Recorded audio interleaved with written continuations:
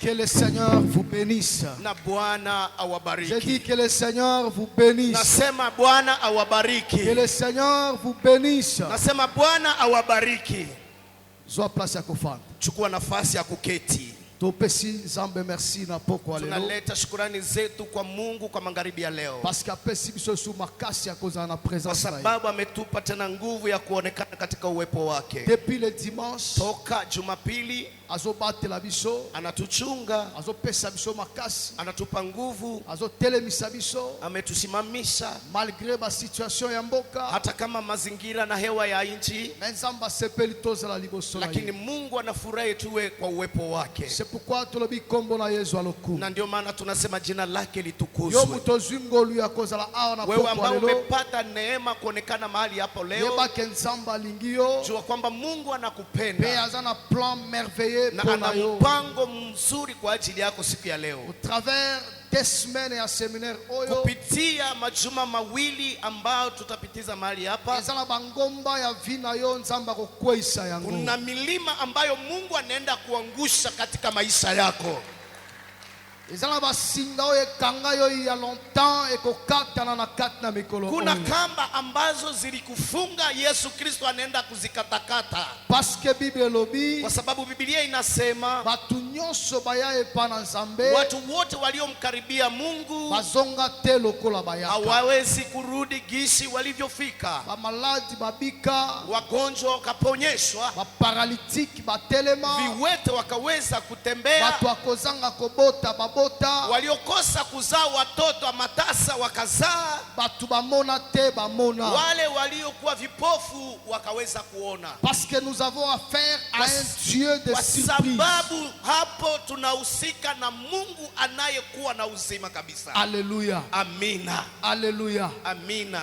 Lobi tolobaki ke Nzambe afandi na kati na batu na yeye. Jana tukazungumzia ya kwamba Mungu anakaa katikati ya taifa lake. Pe tolobaki ke lorsque Dieu habite au milieu de son peuple, na wakati Mungu anakaa katika taifa lake, sengeli différence est s'opérer. Inaomba ionekane utofauti hapo. Parce que Bible lobi, kwa sababu Biblia inasema soki mutu akomi kati na Yesu, kama mtu anakuwa ndani ya Kristo Yesu, makambo nyonso ya kala eleki, maneno ya zamani yamepita, makambo nyonso ekomi ya sika, na sasa mambo yote yanakuwa mapya. C'est-à-dire lorsque tu reçois la visitation de Dieu, ndio kusema wakati unapokea uwepo ya Mungu katika maisha yako, sengeli difference eza na kati na vina yo, inaomba kuonekane utofauti. Amen. Amina. Tomona ki exemple ya Jacob, tuliona mfano wa Yakobo tangu akutana kina Nzambe, wakati alikutana na Mungu, identite na ye changeaki,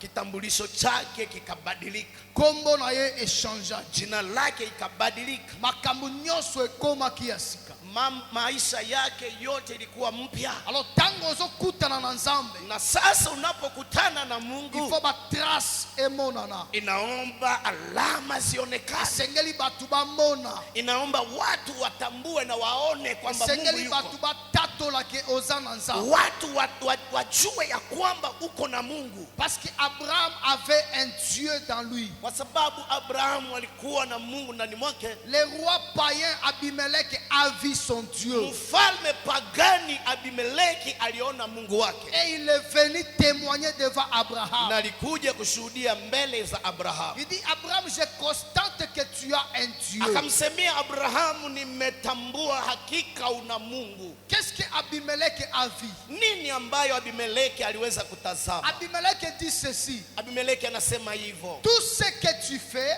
lolote unalolifanya, tu réussis. Unaweza. C'est là où je comprends que tu as un Dieu. Na hapo ninatambua hakika una Mungu. Bien-aimé, lorsque tu as un Dieu à toi, wakati una Mungu ndani mwako, esengeli batu bamona Nzambe, inaomba watu waone Mungu yule. Esengeli batu bamona ba trace ya Nzambe la kati. Inaomba watu waone alama za Mungu katikati yako. Lorsque les traces ne se font pas voir, wakati hizo alama hazionekane, pose-toi des questions. Jiuswali, est-ce que j'ai un Dieu? Hakika nina Mungu. Alléluia. Amina. Est-ce que nazana Nzambe? Hakika nina Mungu. Parce que Samuel, Kwa sababu Samueli tango apamboli Saul, wakati anambariki Saulo, aibisi Saul tango zobima, anamwambia wakati unapotoka okobanda komona makambo. utaona maneno haya. Alléluia. Amina. Les signes qui caractérisent l'onction de Dieu. Alama zinazoonyesha upako wa Mungu. Tango kobanda kokende, Wakati utaanza voilà kuenda, ce que tu vas commencer à voir.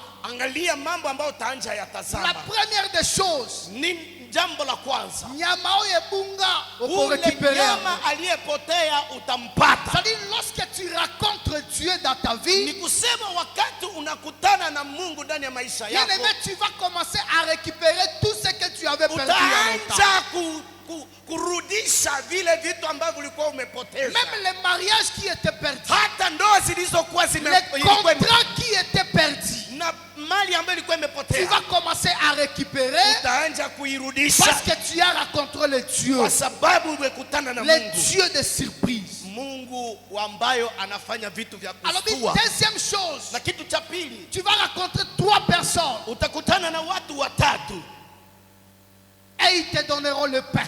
watakupa mkate. Alléluia. Amina. Ces 3 personnes, Wao watu ils watatu te donneront le pain. watakupa mkate. C'est-à-dire Saul, Ndio kusema Saulo après avoir croisé Dieu, kisha kukutana na Mungu il doit être connecté anajikuta ameambatana na Mungu, avec les gens qui ont le pain de sa vie. anakutana na watu ambao wana mkate wa maisha C'est-à-dire, yake. bien aimé, lorsque Dieu habite en toi, Wakati Mungu anakaa ndani mwako, il te connecte avec les gens anakupatanisha na watu qui ont le contrat de ta vie. ambao wana vitu ambavyo vitakupandisha juu. Alléluia. Amina.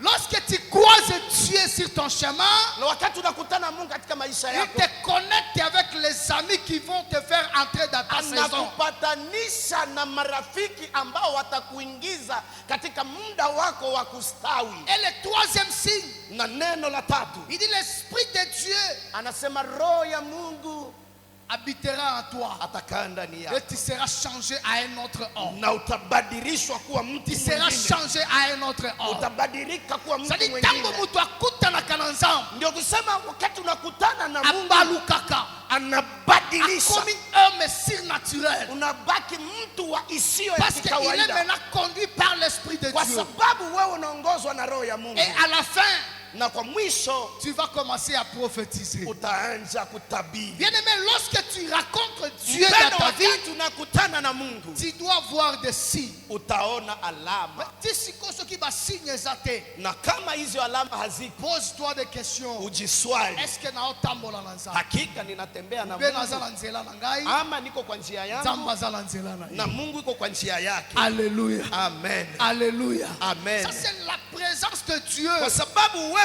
wa Mungu dans la vie de l'homme. katika maisha ya mtu. Mais ce soir, Na jioni ya leo je vais parler sur l'importance de la présence de Dieu. nataka nizungumuze juu ya maana La présence de Dieu au milieu de son peuple. katikati ya taifa lake. L'importance de la présence de Dieu Maana ama umuhimu au milieu de son peuple. katikati ya taifa lake. Lorsque Dieu est au milieu de nous, Wakati Mungu ni katikati yetu, c'est quoi l'importance pour l'église? ni nini faida kwa C'est kanisa? quoi l'importance pour nous les serviteurs? Ni nini faida kwa watumishi? Lorsque Dieu habite ici, Wakati Mungu anakaa c'est hapa, quoi notre intérêt? ni nini faida yetu? L'impact de sa présence. Ni nini jambo ambalo linaweka alama juu ya maisha Ça yetu? doit se sentir dans la vie quotidienne. Inaomba iweze kusikilika na kuonekana katika maisha yetu. Ça doit se sentir. Inaomba tuisikie katika maisha yetu. Lorsque tu passes, Wakati unapopita batu bamoni nzambe wanaona Mungu à travers bilembo. kupitia alama. La première des choses, Jambo la kwanza, ce qui est important, kitu cha faida, lorsque Dieu est au milieu de nous, wakati Mungu uko katikati la yetu, présence de Dieu au milieu de son peuple wakati Mungu uko katikati ya taifa est lake, importante parce qu'elle est une source de notre vie. ni ya faida kwa sababu ni chanzo ya uzima wetu. Là, nous sommes dans Genèse chapitre 3, hapo tu kwenye Mwanzo sura yake ya 3 le verset 22 shairi ya 22 jusqu'au 24e verset. kuendelea shairi ya 24. C'est-à-dire Dieu Ndio maana kusema Mungu est notre source. yeye ni chanzo. Amen. Amina. Amen. Amen.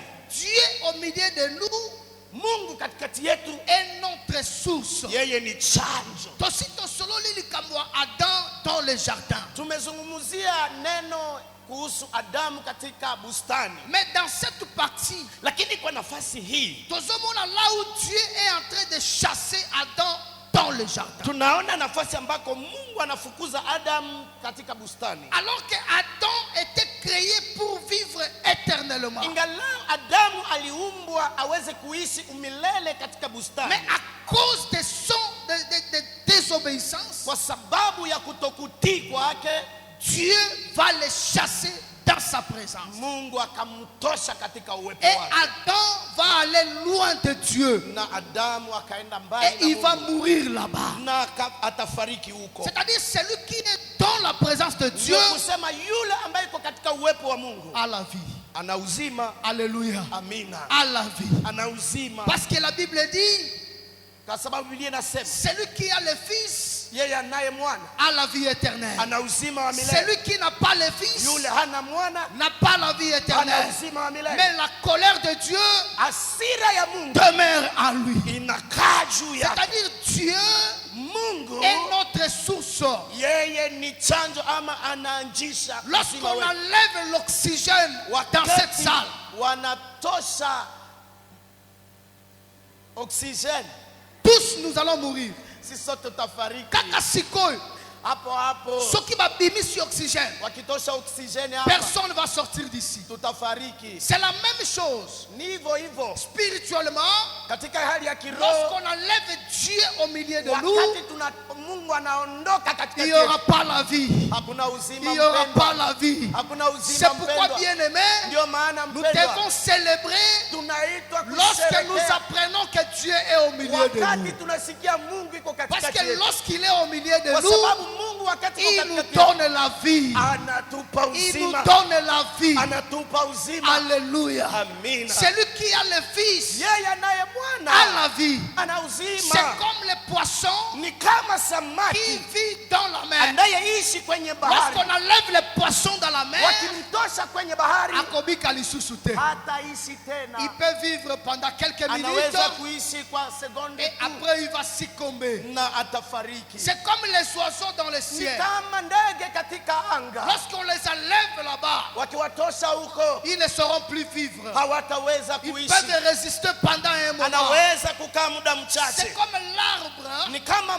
qui mti est attaché sur la terre. ambao umeshimikwa na L'arbre peut survivre umeota katika udongo parce qu'il est attaché sur la kwa terre. sababu unashikamana na udongo. C'est la même chose. Ni hivyo hivyo, Tu ne peux pas croître, haiwezi tu ne kukomaa, peux pas être mature hauwezi lorsque kustawi tu es détaché de Dieu. wakati unatoka kwenye Un uwepo wa Mungu. chrétien Kristo a la vie ana uzima lorsqu'il est attaché à Dieu. wakati anaambatana na Mungu. Alléluia. Amen. C'est-à-dire Dieu est notre source. Mungu ni chanzo ya kuishi kwetu. Lorsque Adam a désobéi, Wakati Adamu alitoka na hakutii, il est allé. akaenda, Dieu l'a chassé du jardin. Mungu akamfukuza.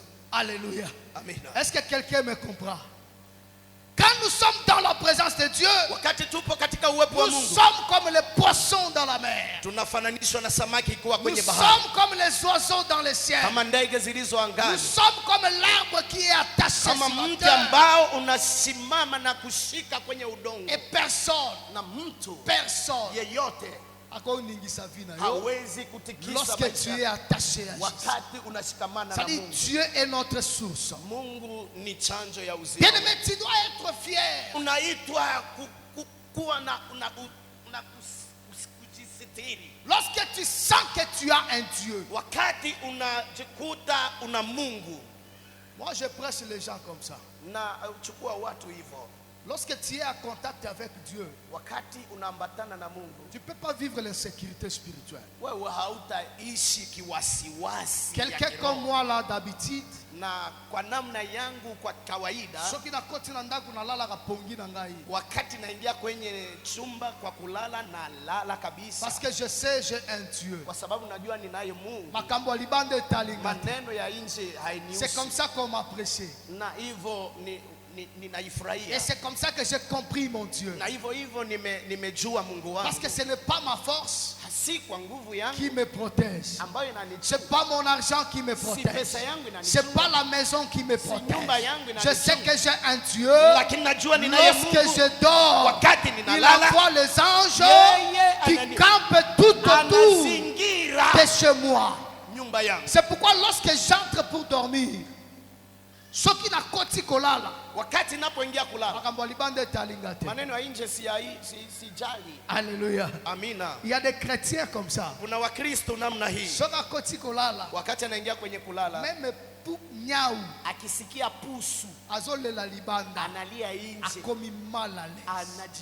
anajikuta Omoni kukosa pesa sala. mutu akati na pongi. Unakuta mtu anakata Il usingizi, commence à chasser les démons. anaanza kukemea Tout mapepo, simplement parce que les chats kwa sababu pusu azolela libanda analia ndakuni. huko nje. Or les chats Lakini ungejua kwamba pusu azotambola na ye na butu, iko natembea katika malili giza, ekangi ye, baridi imempiga, parfois amikuti pembeni ya ndako na yo. ndio anajikuta pembeni ya Lui nyumba n'a yako, pas de problème avec toi. hana shida na Mais yo wewe, kati pongi lakini wewe umekata parce usingizi que tu n'as pas l'assurance de ton salut. kwa sababu hauna Tu uhakika ya n'as wokovu pas wako, l'assurance que Dieu est avec hauna toi. uhakika kwamba Et Mungu tu yuko pamoja, commences à chasser les démons. unaanza kukemea. Lokola pe nyau azaka mutu Na makasi. hivyo kama pusu Afandi anakuwa na kaka kiburi, wana. anabaki hapo hapo, Nyau, nyau nyau. nyau, A développé l'issous. na anapandisha sauti, Afandi penza wa. anabaki pale pale, Yokomi mal à l'aise. unakuwa kukosa Na bana salama, na ndako la musi na bango. unaamusha watu wengine Kaka parce que nyau azolela kwa libanda. sababu pusi anasumbua nje. Mais écoutez,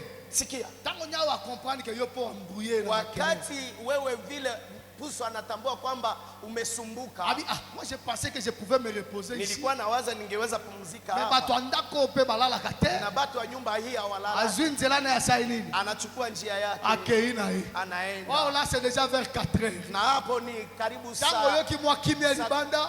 ndio Tango yoki kimia. wakati unasikia kimya, Ukomi. Wewe basi Mungu Ibo Mungu iko bien.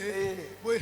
Donc on m'écoute que on vivre insécurité. wewe peke unajiweka kwenye ukosefu wa salama. Or nous avons un Dieu Ingalao tunaye qui nous Mungu protège. ambaye La anatuchunga. Bible dit ceci. Biblia inasema Qui hivyo. est cet homme fort Nani mtu yule mwenye qui nguvu peut entrer dans une maison anaweza kuingia kwenye nyumba d'un homme fort ya mtu mwenye nguvu pour voler kwa kuiba sans avoir lié cet homme fort bila là. kuweza kumfunga mwenye nyumba? C'est-à-dire nous avons un Dieu. Kwa ndivyo nataka kueleza tunaye Si Mungu. il faut que diable entre dans nos maisons, Kama inaomba shetani aingie kwenye il nyumba doit zetu, commencer à croiser d'abord celui qui est avec nous. inamubidi aende afunge kwanza Mungu mwenyeko na Or, tuchunga. celui qui est avec nous Na ungejua yule ambaye yuko pamoja est nasi plus fort que celui qui est dans ni nous. mwenye uwezo kuliko yule C'est ambaye pourquoi, anakuzunguka. bien-aimé, Ndio maana mpendwa, lorsque tu entres dans ta maison,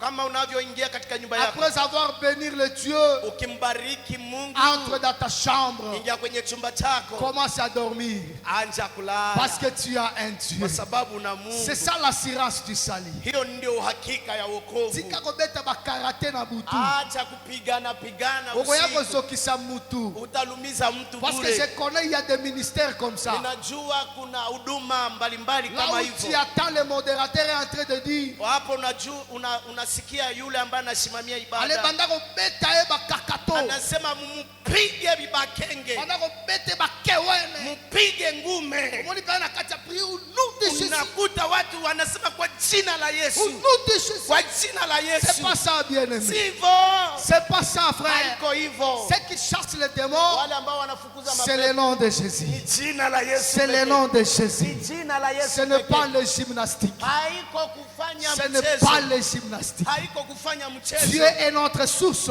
Mungu ndiye chanjo ya Dieu uzima est wetu. notre force. Yeye ni nguvu yetu. Un chrétien Mkristo qui a mmoja Dieu en lui, ambaye ana Mungu ndani mwake c'est un chrétien mature. ni Mkristo ambaye anakomaa. C'est un chrétien qui a la connaissance. Ni Mkristo ambaye anajua. C'est un chrétien Ni Mkristo oyo mokili sakana na ete. ambaye dunia haiwezi kumchezea. Alléluia. Amina. Alléluia. Amina. Alléluia. Amina.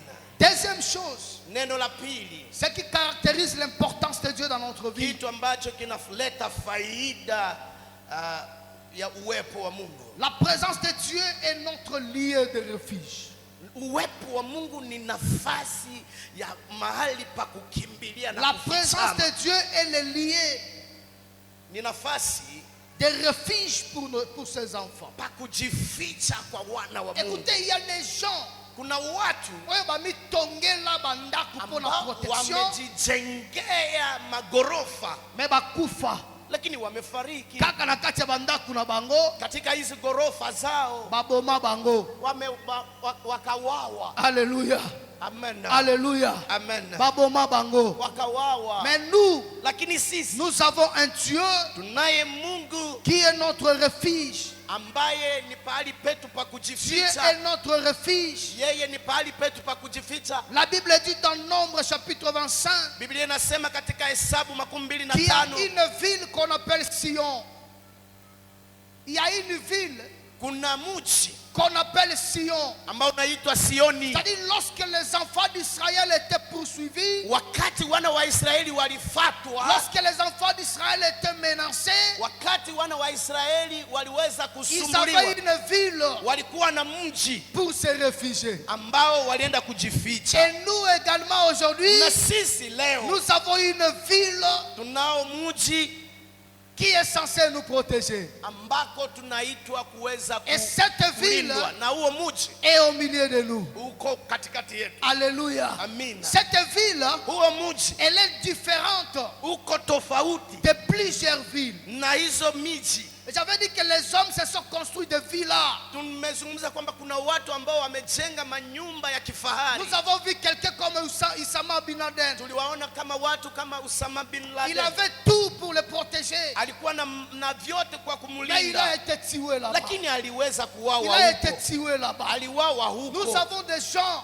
Tuna watu qui avaient beaucoup fait. ambao walifanya mambo, Ils se sont investis pour leur sécurité. walijiandaa kwa kufanya ulinzi wao, Mais à la fin, lakini kwa mwisho ils ont été tués par les hommes. waliuawa na watu. Nous avons même un président de la République de ce pays Tunajua kuna rais wa nchi hii qui était tué même dans son bureau. ambaye aliuawa katika chumba chake cha Comme kazi un petit chat. kama pusi tu, Alors qu'il avait des tirs de sécurité. na alikuwa na watu ambao walifanya security yake. C'est pour te dire quoi, bien-aimé? Ni kusema nini Dans mpendwa? ce monde ici, Katika il dunia n'y a hii pas une sécurité éternelle. hakuna Il security n'y a pas ambayo une ni ya milele. sécurité parfaite. Hakuna security Il n'y a ambayo pas une inastawi. sécurité parfaite. Hakuna security ambayo Il n'y a ina uhakika. personne, je dis personne, Hakuna na qui haitakuwepo. peut te donner une sécurité parfaite. Hakuna mtu ambaye anaweza kukupa security ambayo Il n'y a inaweza aucune kukupa. maison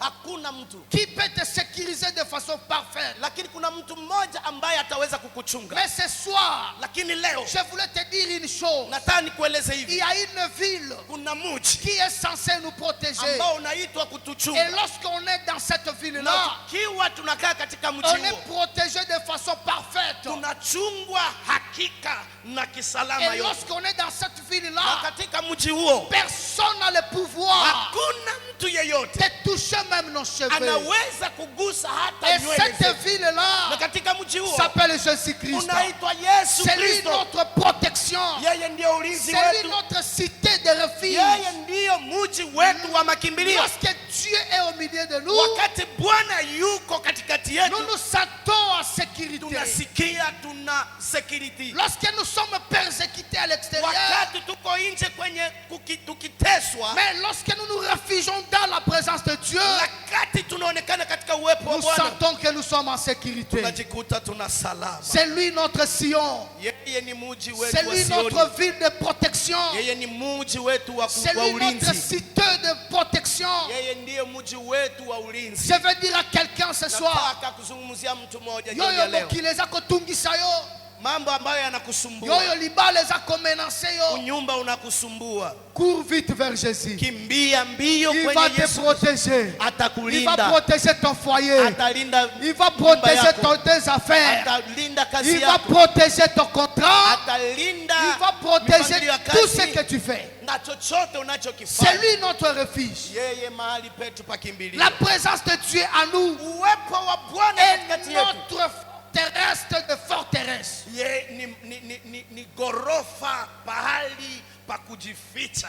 Lorsqu'on est protégé par Dieu, Wakati tunalindwa na Mungu, nani akotumbisa yo bien-aimé? nani atakusumbua? Alléluia. Amina, Alléluia. amina. Dieu est notre cité de refuge. Ye Mungu ni mahali petu pa Dieu est kukimbilia. notre cité de refuge. Mungu ni mji wetu wa kukimbilia. Ici, je ne parle pas de cité de refuge que vous connaissez, Hapo sizungumzie mji wa makimbilio ambao mnajua, là où les gens meurent matin, midi, soir, ambako watu wanafariki asubuhi, mchana, là où les gens magharibi, sont gravement malades, ambako watu ni wagonjwa, là où il faut boire de l'eau, ambako watu wanakunywa maji, là où on fait entrer les gens comme ça avec Wa- des béquilles. watu wanawabeba na magongo. Mais je te parle d'une cité Na kuzungumzia où il mji n'y a pas la mort, ambako hakuna il n'y a kifo, pas la maladie, hakuna il n'y a magonjwa, pas la famine. hakuna Et njaa. cette cité Na mji huo est construite par Dieu lui-même. umejengwa na Mungu Parce yeye que c'est pekee, lui notre protection. kwa sababu ni C'est yeye lui mlinzi wetu, notre refuge. ni yeye mahali pa kujificha. David, Daudi lorsqu'il s'est senti en insécurité, alijisikia kukosa salama pendant que son fils voulait se comploter contre lui, wakati mtoto yake alimpiganisha. la Bible dit ceci: Biblia inasema hivi, il a pris fuite akakimbia, et il est monté akapanda juu, à Mataki Nangomba. akapanda kwenye Il est mlima, allé chercher Dieu là-bas. akaenda kumtafuta Mungu. Alléluia. Amina. C'est là où David est parti. Huko ndiko Et Daudi lorsqu'il aliweza était enda. descendu de là, Na wakati il aliposhuka, était venu avec la victoire dans sa poche. alikuja na ushindi katika mfuko wake. Alléluia. Amina. Toi, lorsque tu es menacé, Wakati unasumbuliwa, Okime la Canaan. unakimbiliaka nani? Lorsque le foyer est menacé, Wakati unyumba wako unasumbuliwa, Okime la Canaan. unakimbiliaka nani? Lorsque le travail devient instable, Wakati kazi yako inacheza, Okime la Canaan. unakimbilia nani? Aujourd'hui, le monde entier est en train de pleurer Leo dunia nzima inalia parce que Donald Trump a pris une décision. kwa sababu Donald Trump amechukua maamuzi. Lorsqu'on a coupé le financement des USAID, Wakati walikata kipesa USAID, beaucoup de travailleurs sont maintenant aujourd'hui des chômeurs. wafanyakazi wengi hawana kazi. C'était brutalement même. Ilikuwa kitu cha Où on mstuko, ne donne même pas des indemnités de sortie. na hawalete hata pesa ya kutokea Et les gens sont en train de pleurer pendant ce na temps. watu wanalia sana, Je sais, vous connaissez ce que je suis en train de dire. na mnajua kile ambacho Mais nakizungumzia. ce soir, Lakini jioni ya leo je t'informe nataka qu'il y a nikujulishe, une cité de refuge. kuna muji wa kukimbilia, Cette cité, c'est Dieu. ni Mungu yeye pekee. Cours-toi vers Dieu. Kimbia kwenye Il va Mungu, te réconforter. atakupa Il va te nguvu, restaurer. Il va te atakurejesha soutenir. na atakushika, Et il va renouveler encore son alliance. ataandaa tena upya agano yake. Alléluia. Amina. Lorsque tout va mal, Wakati mambo yanaenda vibaya, fuis seulement dans la présence de Dieu. kimbia kwenye uwepo wa Mungu. Lorsque rien ne marche, Wakati maneno haitembei fuis vizuri, seulement dans la présence de kimbia Dieu. kwenye uwepo wa Mungu. Il est notre cité de refuge. Yeye ni mji wetu Il est wa notre kukimbilia. soutien. Yeye ni mwenye kutushikilia, Et c'est Dieu-là na ule Mungu Aza place mususu te. hana nafasi nyingine, Aza place mususu te. hana nafasi nyingine. Aza na est te. Hayuko Aza na mashariki, ouest te. haiko magharibi. Il est au milieu de nous ce soir. Yeye yuko hapo Il est au katikati milieu yetu. de nous ce Yeye soir. yuko hapo Il katikati est yetu. avec nous ce Yeye soir. yuko hapa Si tu pamoja crois nasi. en lui, Kama tu unaamini, verras sa main. utaona mkono Tu wake, verras de grandes choses utaona mambo parce qu'il est makubwa. au milieu. Kwa sababu yuko La katikati yetu. cité de refuge Hiyo mji est au milieu de nous. wa makimbilio katikati Lui, yetu. c'est le Seigneur Jésus-Christ. Yeye ni Yesu Kristo. Est-ce qu'on peut acclamer pour ce Tunaweza Dieu? kushangilia kwa ajili ya On peut Mungu. applaudir sa Tunaweza présence. kubariki On peut uwepo wake. saluer sa présence. Tunaweza kusalimia uwepo On wake. peut saluer sa Tunaweza présence. kusalimia uwepo Il est wake. parmi nous. Yuko katikati Je sais yetu. pendant que tu es en train d'acclamer, Na kusikia ukiweza kupiga makofi. bato bazobela malade ezobima. Wale ambao wanaopiga makofi na Bato wakigonjwa, baza kobela malade wanapata za kuponywa. kobima. Wale ambao wanapiga Baye makofi bayaki wanapata. bakangami baza Wale kofungwama. ambao walikuwa Parce que wanafungwa nous avons un wanafunguliwa. Dieu ici. Kwa sababu tunaye Nous avons le Mungu. Tout-Puissant ici. Tuna yule mwenye Il nguvu zote. mérite notre acclamation. Anastahili kuchapiwa C'est makofi. lui notre cité de refuge. Yeye ni mji wetu wa Bien-aimé, kujificha. tika kokota kota. Acha kuingia ingia, Tika kokende kende. acha kuenda Nous enda. avons un Dieu ici. Kuna Mungu yuko hapa. Le problème pour toi, Shida ambayo unayo c'est que tu arranges seulement ta relation avec Dieu. wewe uweze kuandaa mazingira mazuri Le pamoja na Bwana. problème n'est pas pour le pasteur. Shida si kwa Les pastor. pasteurs ont le mandat. Pastor ana mamlaka Le haya. pasteur a la mission.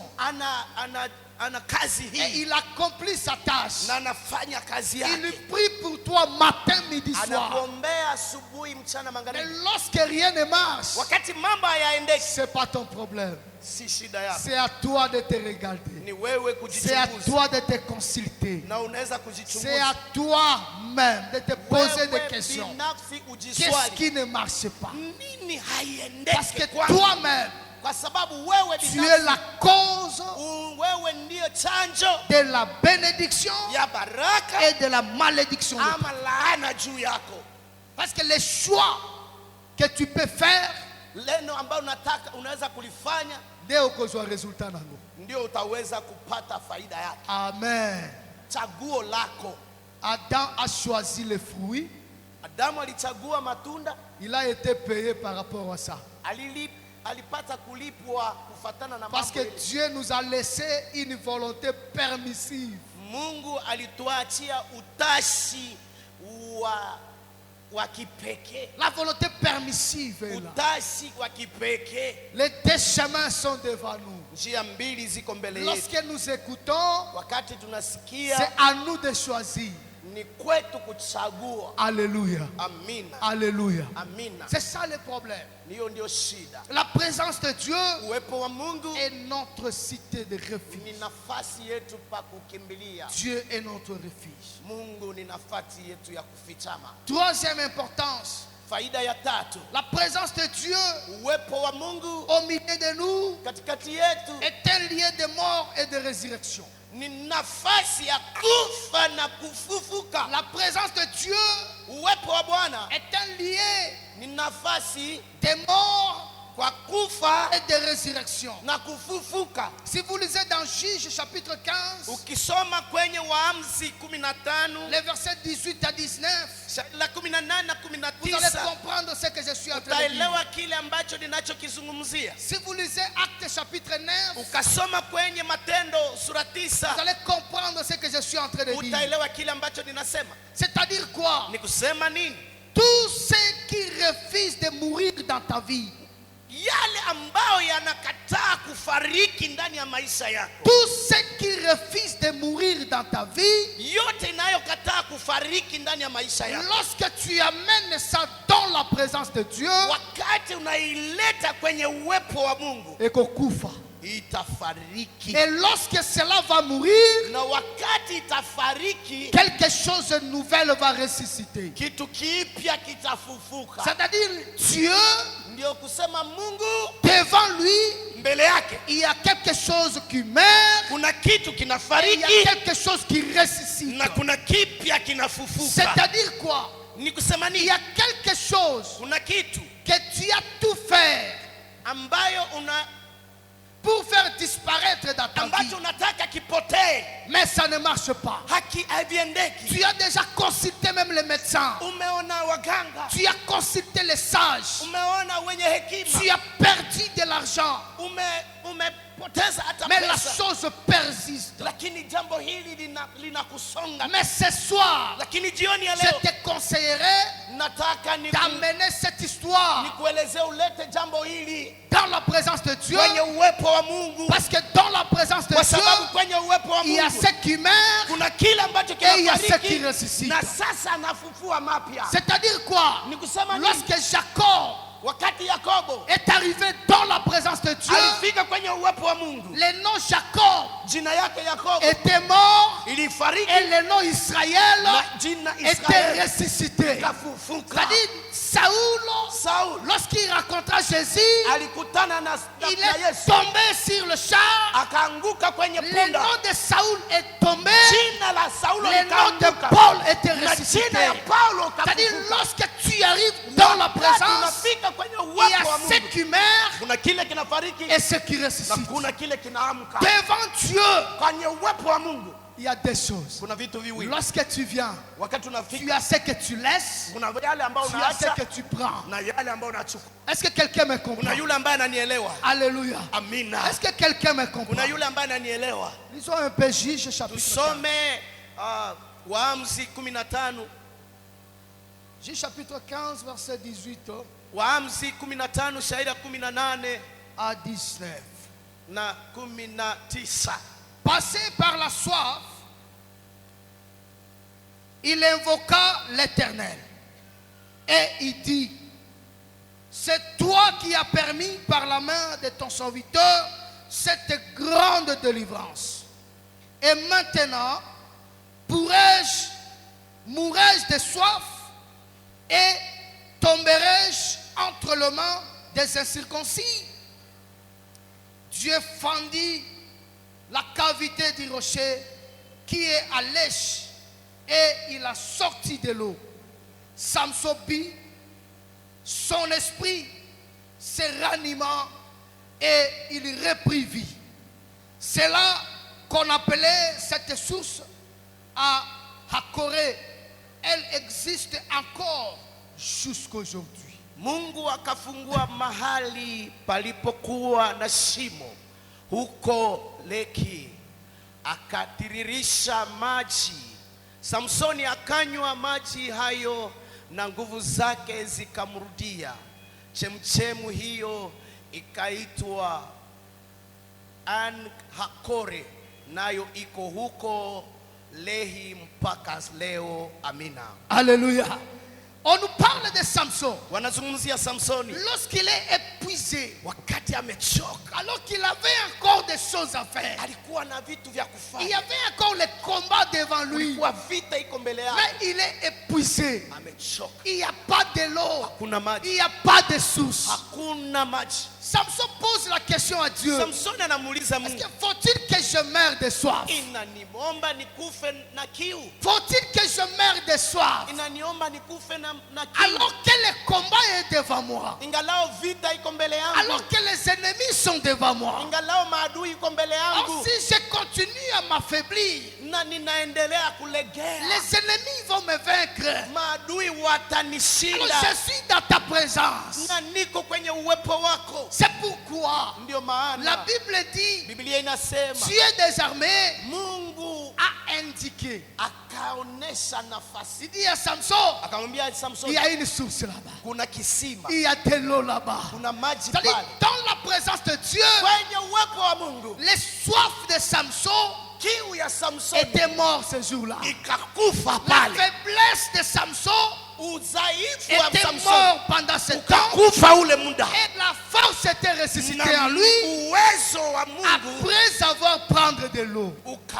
ukaamka ndani yake kisha kunywa maji. Alléluia. Amina. Est-ce que quelqu'un me Kuna comprend? mtu ambaye ananisikia, Bien-aimé, tu es fatigué de quelque chose. umechoka na mambo fulani, Tu te rends compte que les simba lissuscité. umejikuta maneno hayakamati kabisa. Approche-toi de Dieu. Kuja kwenye Mungu, Approche-toi de Dieu. mkaribie Mungu. Tango kokoma liboso na nzambe. Wakati utafika karibu na Faiblesse Mungu, na yo ekolimwa. hii udhaifu Force itaanguka ya sika na ekoseko. nguvu mpya itaamka. Alléluia. Amina. Alléluia. Amina. Yo muto yo libala ezo simba Wewe te. ambaye unyumba umekataa, Tu es intercesseur toute ta vie. umekuwa muombeaji Comme maisha tu yako es yote, déjà dedans, kama umeshaingia ndani, approche-toi de Dieu. sogelea Mungu. Il est capable Yuko na de uwezo prendre l'idiotie de ton mari kukamata kiburi ya mume wako akoboma yango. na Et il kuifanya donnera un ifariki. nouveau souffle à ton Na mari. atampa mume wako tena nguvu Et mpya un foyer stable sera na ressuscité. kuleta unyumba Un unaostawi, foyer stable sera ressuscité. unyumba wa salama. Parce que le foyer instable va mourir. Unyumba usio na salama Et le Seigneur va utafariki restaurer ton foyer. na ataweza kurejesha Dans la nyumba présence zote. de Dieu, Na katika uwepo wa Mungu, Esaïe, lorsqu'il est venu dans la présence de Dieu, avec des lèvres impures, Saulo anatoka kwenye uwepo wa Mungu na ulimi wa mchafu. Esau lorsqu'il est arrivé dans la présence de Dieu, alifika kwenye uwepo wa Mungu, avec des lèvres impies, alifika na ulimi ambao ni mchafu, munoko mabe, ulimi ambao unasema vibaya, munoko ya salité. ulimi ambao unasema mambo yasiyo ya Mais maana. dans la présence de Dieu, Lakini kwenye uwepo wa Mungu, lèvres naye, ulimi wake et soit qui transformation. ukabadilishwa. Alléluia. Amina, Alléluia. amina. Il n'y a rien d'impossible dans la présence. Hakuna kisichowezekana kwenye uwepo wa Il Mungu. est question de croire. Inakuomba tu kuamini, Il est question de laisser la place à ce Dieu. ni kuacha Mungu afanye kazi yake. Amen. Amina. Impossible par la nzambe zate. Kwa Mungu hakuna kisichoweza kuwezekana, Parce que Dieu est capable. kwa sababu Mungu anaweza. Celui qui a changé Jacob en Israël. Ambaye alibadilisha Yakobo kuwa Celui Israeli, qui a changé Saoul à Paul. alibadilisha Saulo kuwa Paulo. La présence de Dieu change Rahaba. Uwepo wa Mungu kabadilisha Une Rahabu, prostituée yule kahaba qui deviendra une ancêtre de Jésus. ambaye atakuja kuwa babu ya Yesu Kristo À cause de la présence de Dieu. kwa sababu ya uwepo wa Mungu. Une femme connue dans la ville Mwanamke aliyejulikana kwenye mji comme prostituée. kahaba mkuu, Mais le jour où elle a accepté siku alikubali de loger Dieu dans sa maison, kupokea na kuikalisha Mungu kwenye comme nyumba tu es yake, en train de loger Dieu aujourd'hui. kama hivyo unakalisha Mungu kwenye nyumba yake. Écoutez, lorsque je suis dans ta maison, Sikia kama jinsi ninavyokuwa ce kwenye n'est nyumba pas yake, moi Ramazan. si mimi Parce Ramazani, que tu ne me connais pas, kwa sababu unijui moi non plus je ne te connais mimi pas. vile sikujui, Mais parce que tu as attendu le nom de Dieu, kwa sababu ulisikia jina la tu as Mungu préparé ta maison ukatayarisha pour nyumba me yako loger. kwa C'est-à-dire, kunilalisha. dans ta maison, Ndio kusema il y a katika la nyumba yako présence de Dieu. kuna uwepo wa Il est Mungu, maintenant temps pour toi na sasa de ni muda kwa saisir ajili ya cette opportunité kuchukua nafasi pour hii que quelque chose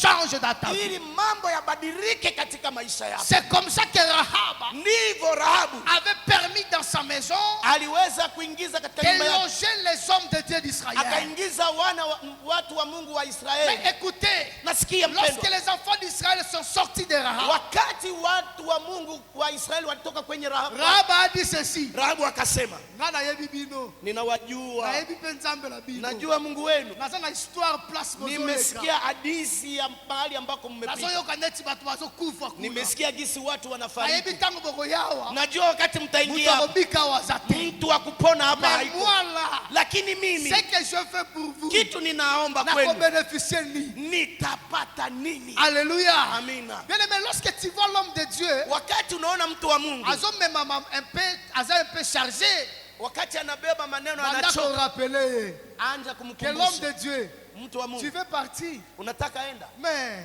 sasa, dis quelque chose à ton Dieu. sema juu ya Alléluia. sema kwa Mungu kwa ajili Dis yako. quand même quelque chose. Sema neno. C'est comme ça que Rahab a fait. Ndivyo Rahabu alifanya. Mon cher, bozela nani? Msikie kwa Bozo kene karabu. mnaenda wapi? Sikusuki boyenga la robika ndenge. Sasa kama mtakuja, C'est mimi comme ça nitapona qu'on lui a namna dit, gani? hein. Ndipo waliweza kumwambia, Pendant que nous serons en train d'entrer, wakati tutakuja tu tunaingia, prendras seulement les cordons de fil cramoisi. utakamata kamba ya rangi ya damu, Tu vas attacher ça à la porte, utaweka kwenye mlango wako, sur le fer. fenêtre. na kwa dirisha Et yako du reste, na mambo tu mengine. vas prendre ta famille, ton père, tes enfants, Utachukua tes frères. familia yako yote Tu les fais entrer dans ta maison. unawaingiza kwenye nyumba Parce que yako, lorsque nous serons ici, kwa sababu wakati les tutakapofika cordons de fil cramoisi ici, ile singa ya kamba ya damu, tango tokomona, wakati tutaona tokobomate. hatutaua. C'est comme ça que la femme a été sauvée. Na hivyo ndio Toute mwanamke la aliweza famille kuponesha, de Rahab na familia yote ya était Rahabu sauvée iliokolewa à cause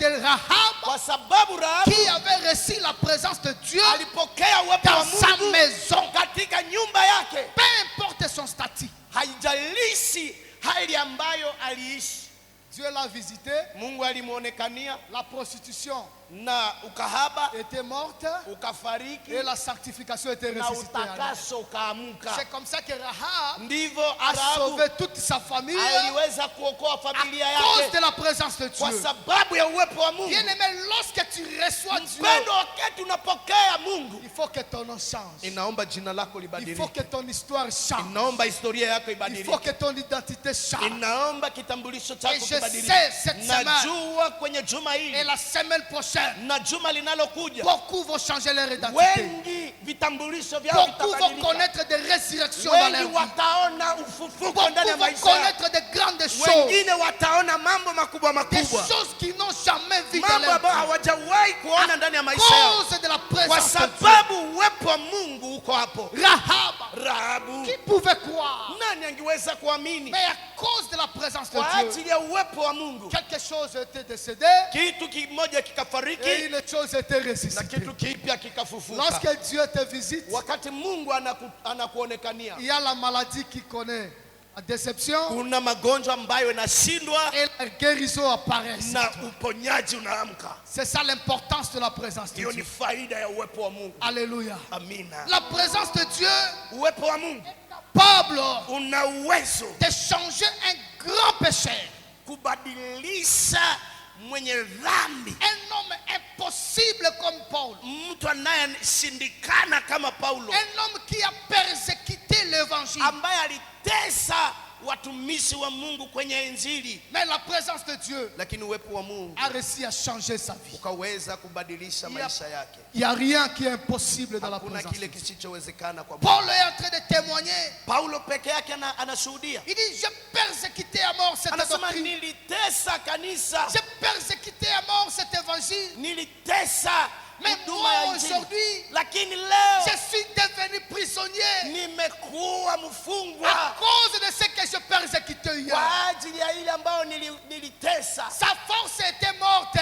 Uwezo wake Il est ulifariki, devenu homme faible akawa à mwanaume cause de mdhaifu la présence de kwa Dieu. ajili ya uwepo wa Mungu. C'est comme ça, bien-aimé. Ndivyo wapendwa, Lorsque tu croises Dieu dans ta vie, wakati tunakutana na tu Mungu, dois devenir un homme nouveau. unaitwa kuwa mtu mpya, Tu dois changer à un autre homme. unaitwa kubadilika kuwa Tu mtu dois mpya, devenir un nouveau homme. unaitwa kubadilika kuwa mtu Lorsque je mpya. parle de l'homme, Wakati nazungumza kuhusu c'est mtu, l'homme masculin singulier. ni mtu kike na mume. Ne vois pas seulement que je suis en train de parler pour les hommes et garçons. Usiwaze nazungumzia wanaume peke yao. Alléluia. Amen. C'est comme ça que Dieu fait les choses. Ndio hivyo Mungu anafanya mambo. Lorsqu'il y a la présence de Dieu, Wakati uwepo wake uko hapo, il y a 1000 prédications dans une prédication. kuna mahubiri 1000 ndani ya uhubiri Une moja. seule prédication Unakuhubiri peut moja, engendrer 1000 prédications. unaweza kuzaa mahubiri. Parce que lorsque Dieu est dans cette salle, Wakati Mungu uko katika chumba hiki, lorsque nous parlons du royaume des cieux, wakati tunazungumzia ufalme wa et Mungu,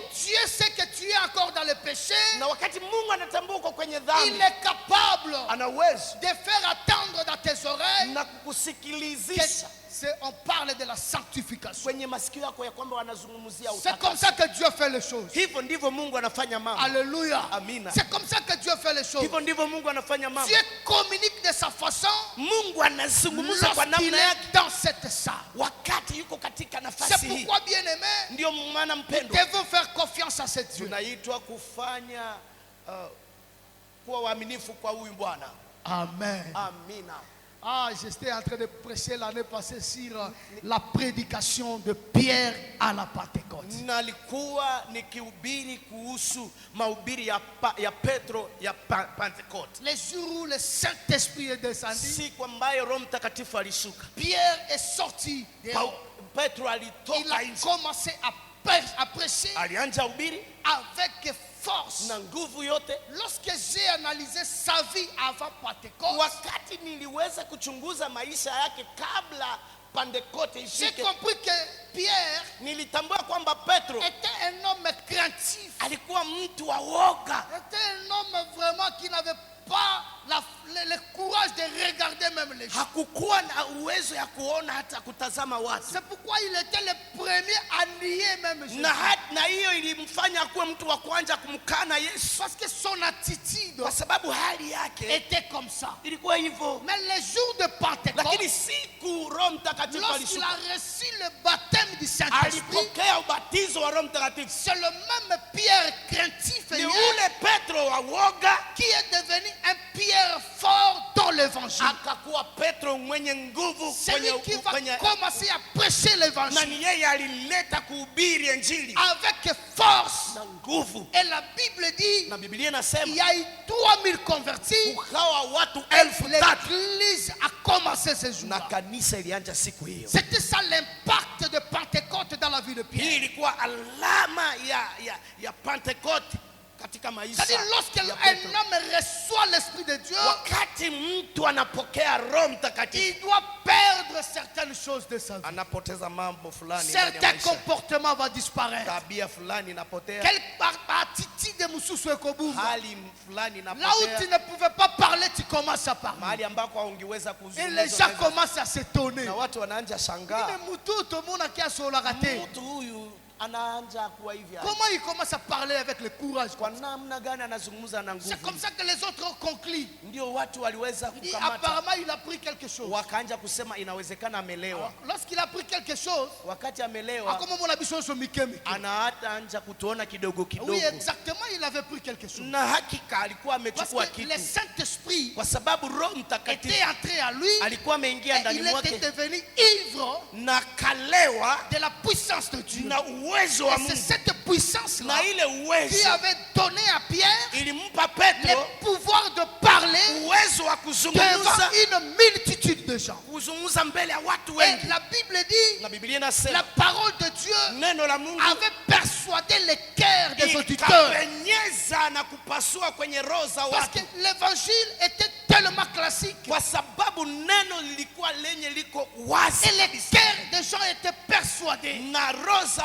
watu zikaweza kupasuka. Les gens se sont approchés de Pierre Watu wakamkaribia Petro pour dire, Biso Kasito Salanine, na wakamuuliza, basi nous nasi avons tufanye nini? entendu ce que tu as dit. Tumesikia kile ambacho umesema, Salanine, tufanye nini pour Biso Petobika. ili nasi tuweze Parce kupona? que notre génération Kwa sababu kizazi hiki est perverse. ni kipotevu. C'est là où Pierre va leur dire ceci. Ndipo Petro akawazungumzia, Vous devez être baptisés munaitwa kubatizwa au nom de Jésus, kwa jina la que vous Yesu l'avez crucifié. ambaye mulitundika kwa Parce que ce msalaba, sont eux, kwa sababu ni nyie bandimaka yete, mulimkataa batiake ne kulus. wakamtia kwa Il msalaba. devait être baptisé à son nom. Ilibidi wabatizwe Pour kwa jina bailler lake ma importance ya kombo na ili ye. wajue faida ya Et kumwamini. c'est là qui crée aujourd'hui une confusion à l'église. Na hii ndio inaleta changamoto Et na les gens disent que kutoeleweka. non, il faut baptiser au nom de Jésus. Wengine wanasema tubatize kwa jina la Yesu, C'est pas un problème. sio shida, Mais il faut lire l'écriture. lakini naomba kusoma neno la Mungu. Pierre dit ceci. Petro anasema Pour vous, kwenu vous devez être baptisés munaitwa kubatizwa au nom de Jésus. kwa jina la Que Yesu vous, yule vous l'avez crucifié ambaye sur la croix. mulitundika. C'est-à-dire vous là, ninyi neti wale boboma qui est. gisi mulimuua, Boyeba qui est importance na yete. hamkujua faida yake, Pour boyeba valeur na ye. ili mjue Vous maana devez yake. être baptisé à son nom Munaitwa kubatizwa pour kwa que jina vous lake soyez sauvés. ili muweze C'est-à-dire kuokolewa. ce baptême ici Ni kusema huu ubatizo était destiné pour cette communauté-là. iliweza kuletwa kwa hii kundi ama hii taifa, Et cette communauté na hii taifa est bien connue.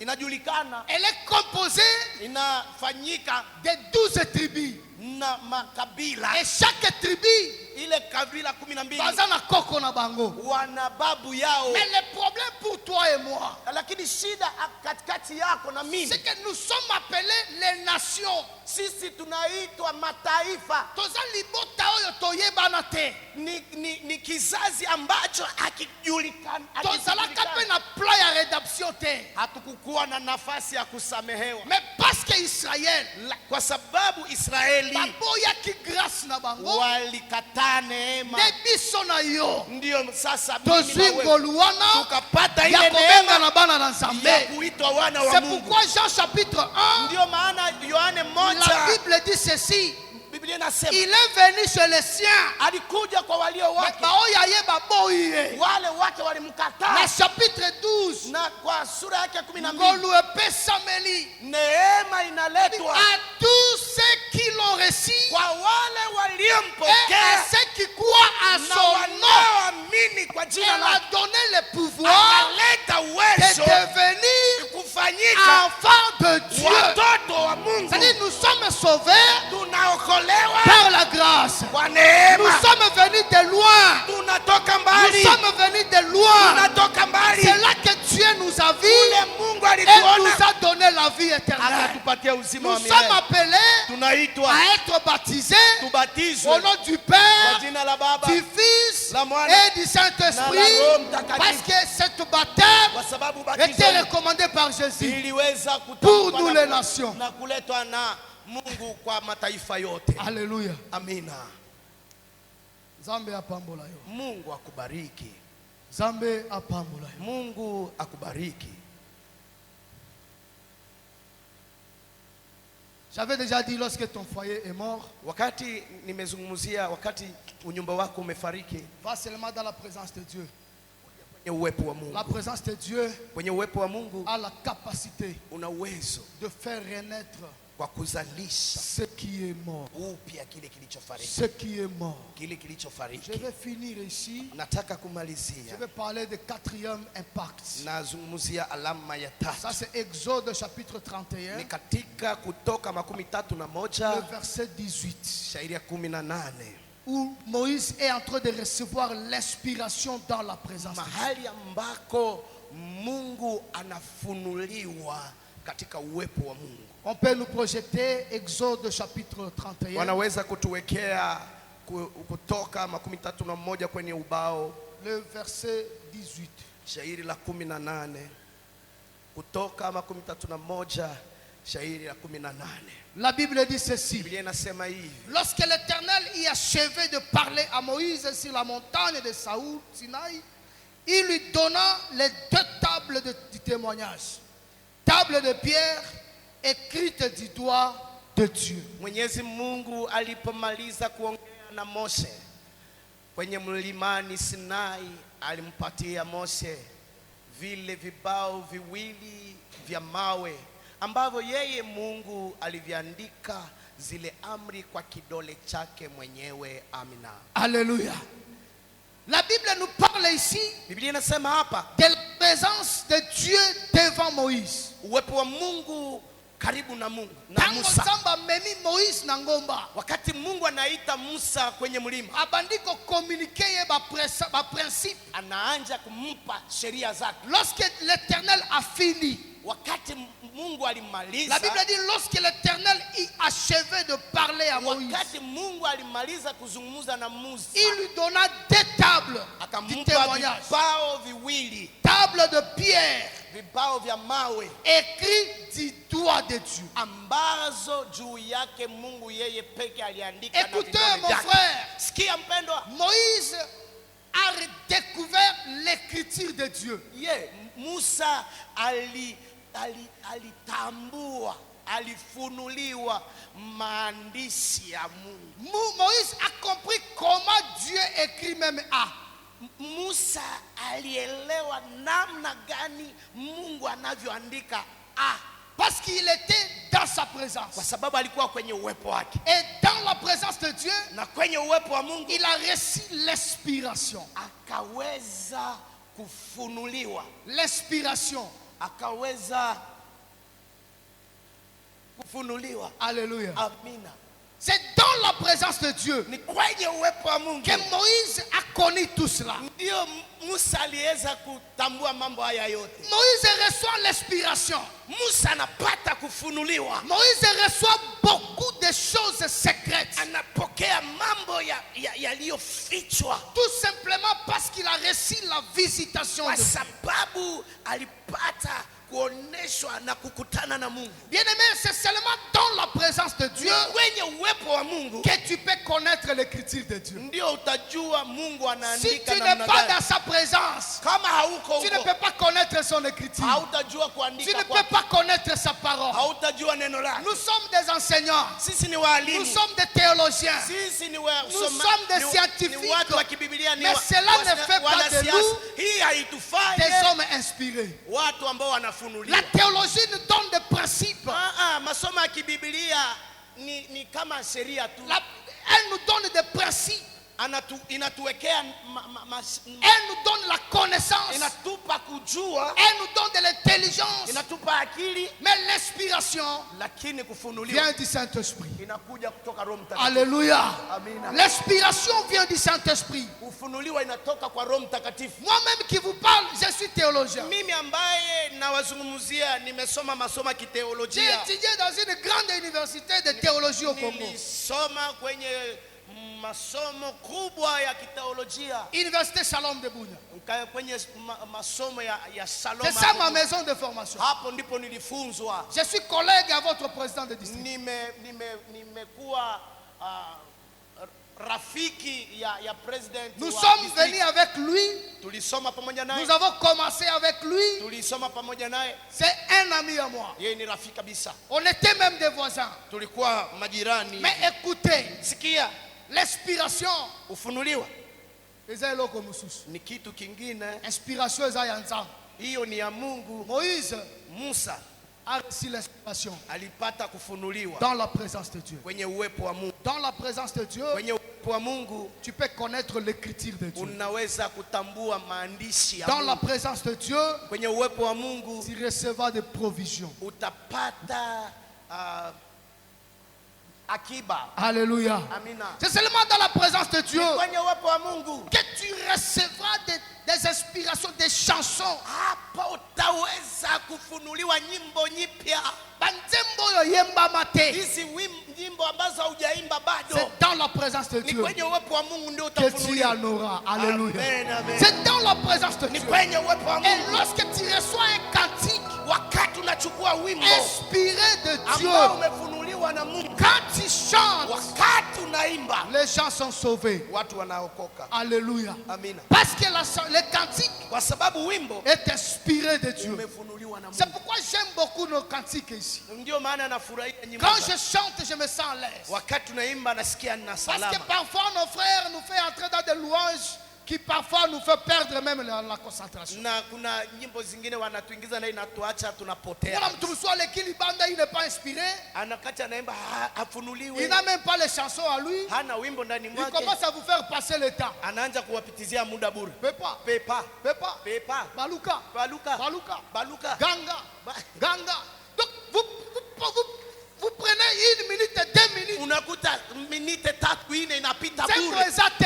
Wimbo haiko. Il est là seulement. Iko pale, Baluka, geuka, Papa, pika, Ganga, alamika. Beta Moninga. Pika jirani. Vous passez le temps. Unatupitizia Les gens muda. commencent à crier comme ça. Unatupitizia muda. On se dit, c'est quoi ça le problème? Nini nafika? Pourquoi? Kwa nini? Parce que nos chantres d'aujourd'hui Kwa sababu waimbaji yetu ya leo n'ont plus le temps dans la présence de Dieu. hawana muda katika uwepo Or, wa Mungu. rester dans la présence de Dieu, Na yule ambaye yuko kwenye c'est uwepo wa pour Mungu recevoir de ni l'inspiration. kupokea ufunuo mpya. Parce que vous avez un grand travail. Na wakati unafika, Lorsque vous vous mettez ici unafika kutumika pour chanter, kwa kuimba, vous nous transmettez quelque chose unatupitizia de la kila part du ambacho Seigneur. kutoka kwa Si vous Mungu. ne connaissez pas, Wakati c'est kama un ujue grand travail. ni kazi kubwa, Et vous devez avoir le temps dans sa présence. tunaitwa kukaa kwenye uwepo wa Vous Bwana. savez, lorsque Saoul était menacé Unajua kwamba par les mauvais esprits, Saoul, kuna mfalme Saulo alisumbuliwa na pepo.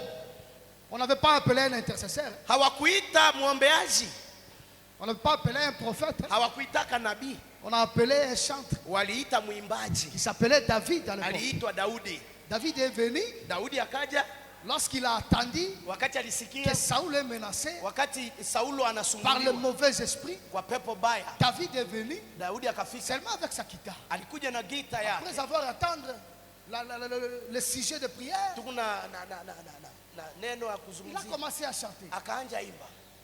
Inatushinda kufahamu mapendo yake Mungu kwetu, mapendo yanapita mapendo yetu sisi alimutuma Bwana ye kutoka kwake mbingu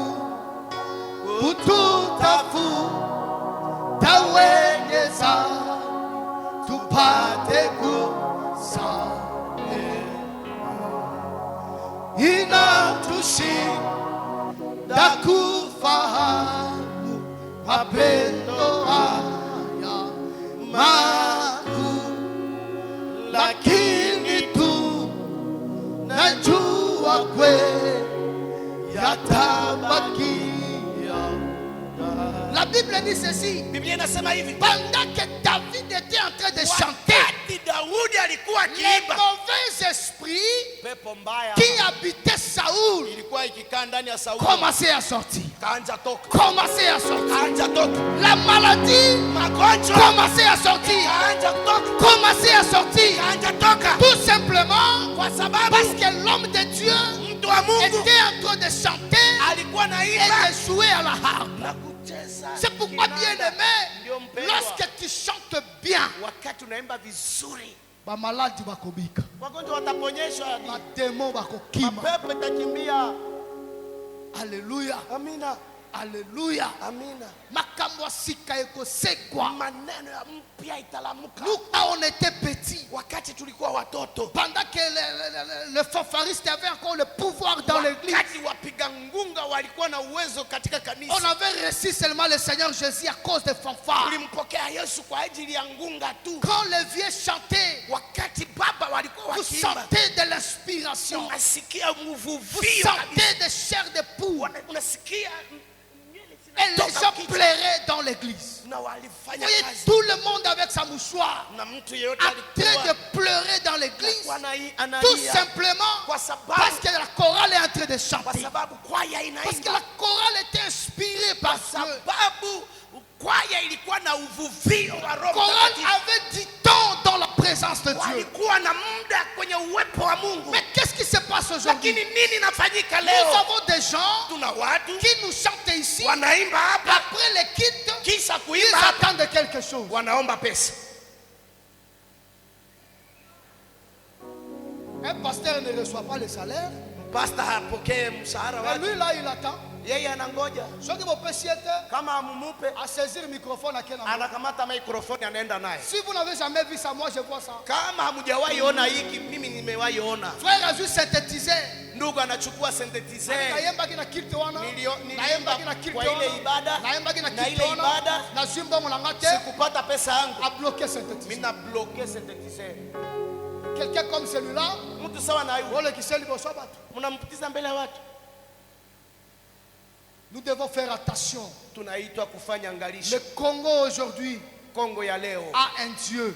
ina Mungu, Mais les Congolais lakini n'ont pas wakongomani encore connu ce Dieu. hawajajua yule C'est Mungu. comme la femme samaritaine Kama mwanamke qui était Msamaria devant Jésus, ambaye alikuwa mais elle karibu ne, na Yesu, elle ne connaissait pas qui était Jésus. hakukuwa najua Yesu ni Elle nani. avait encore de l'endurcissement du cœur. Alikuwa na na moyo Alors que mkaidi. Jésus était devant. Ingalao Yesu alikuwa pale Nous karibu devons naye. changer notre façon de voir les choses. Tubadilishe namna yetu. Tout ce que nous faisons ici, yale ambayo tunafanya c'est hapa pour Dieu. ni kwa ajili ya S'il Mungu. faut réclamer les salaires, Kama tunaomba réclamons msaada, ça vis-à-vis de Dieu. tuambie Mungu Parce que atulipe c'est lui notre kwa patron. sababu yeye ndiye C'est tajiri lui wetu. notre chef. Yeye ndiye C'est lui yote. qui nous a appelés dans son Yeye travail. alituita kwa Il m'a kazi. appelé comme enseignant. Ameniita Il mimi t'a appelé mwalimu. comme chanteur. Wewe Il mwimbaji. t'a appelé comme ancien. Wewe Il mzee t'a wa appelé kanisa. comme balayeur. Wewe mwenye Il t'a kukoropa. appelé comme prophète. Wewe nabii. Nous tous ici, Sisi sote hapa nous travaillons tunatumika pour le perfectionnement de l'église ili kanisa la Bwana liweze kujengwa dans les comptes de Dieu.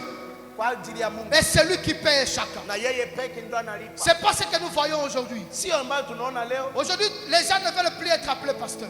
Watu hawapendi tena kuitwa Parce que mapasta pasteur est comme titre à mouké. kwa sababu pasta imekuwa Baptiste comme apôtre. imekuwa Makanisi nivo ya apôtre, chini. apôtre za chef wa pasteur. Watu wanawaza kukua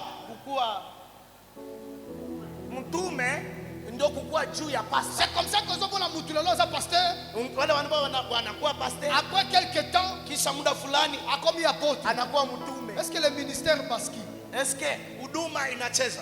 Est-ce que le ministère est comme escalier? Eske huduma inakuwa na Le long za mgazi? pasteur, Leo uko pastor, l'objet apôtre, kesho l'objet mtume, prophète. kesho Ça nabii. ne peut pas marcher. Inakuwa Alléluia. Amina. Ça ne peut pas marcher. Et haitawezekana. tout cela, Yote ce hii sont des intérêts personnels. kwa ajili ya faida ya mtu Les gens binafsi. cherchent à se réjouir dans l'église. Watu wanatafuta kutimiza mahaja na mahitaji yao Et ndani c'est ya ce qui kanisa crée des confusions aujourd'hui. na inaleta kutoelewana. Et ça, là, tout le bazoloba. Kuna watu ambao wanasema Quand je prêche, wakati il ninahubiri faut donner l'offrande de prophète. wataleta sadaka ya unabii, Offrande de prophète. sadaka ya unabii. Et lorsqu'il s'appelle prophète, Wakati anajiita on est nabii, aloba makambo ezoya. bali alete maneno ambayo itakuja. Akomo yebi so makambo eleka. Anaanza kukuambia maneno yenye shakapita. Odefaka mutu moko mbongo. Ulipatiaka mtu pesa, Kendaka na ngombo ye. aliendaka nayo zamani. Ça c'est pas la prophétie. Hiyo sio unabii. La prophétie, Unabii c'est la prédiction. ni kuleta C'est la maneno, prédiction. ni kuleta maneno. Quand ambayo quelqu'un itakuja commence à te kesho. parler de l'histoire, Hapana historia. ça ce n'est plus la prophétie. Ile haiko unabii. Parce que tout se trouve dans la Bible. yote iko ndani ya Ce qui Biblia. était hier, Yale ambayo alikuwa ce qui est jana, aujourd'hui, yenye iko leo, ce qui va yenye venir, itakuya se kesho, trouve dans la Bible. iko ndani ya Que Biblia. personne n'était timide. Mtu Reste dans la présence de Dieu. katika Tu uwepo wa auras de l'inspiration. utakuwa na Et uvuvio personne ne viendra te trembler. na mtu hata kuzoea. Mtu hata kuzoea. Sois fier de ce que tu es. Kuwa na furaha na kile ambacho uko na. Amen. Amina. Ce que tu fais ici, Hii ambayo unafanya hapa, Dieu te paie quelque part Mungu atakulipa à cause de ce travail. kwa ajili ya ile Ce kazi. que je fais ici, Ile ambayo ninafanya Dieu va me hapa, payer quelque Mungu part. atanilipa Si nafasi. j'attends seulement que vous me Kama payez ici, ninangoja niye ndo munilipe, ego simba te. haitawezekana. Yango boni batei mususu bayaka, Tumeona ndio wahubiri wengine wamefika, tangu azobima, wakati anatoka ezaka akoswana na koswana. ni vita kupigana na Po bayoka na kibiete. kwa sababu Bako hawakuelewana beta vizuri. système ya pourcentage. Inakuwa jambo ya kupiga kwenye fanya Quelqu'un m'a appelé à Butembo. Kuna mtu aliniita Butembo, Il m'a entendu prêcher dans une église. aliniona nikihubiri kwenye kanisa Il fulani, m'a appelé chez lui. akaniita kwa J'ai prêché le premier jour. nikahubiri siku ya Le kwanza, deuxième jour, il m'a appelé. siku ya pili Il akaniuliza, dit, bon, pasteur, pastor, toi, ça va me tutafanya namna gani Ah oui, par rapport à Nani. kufatana na nini, Oh, par rapport à pourcentage. kufatana na kugabula. Je dis,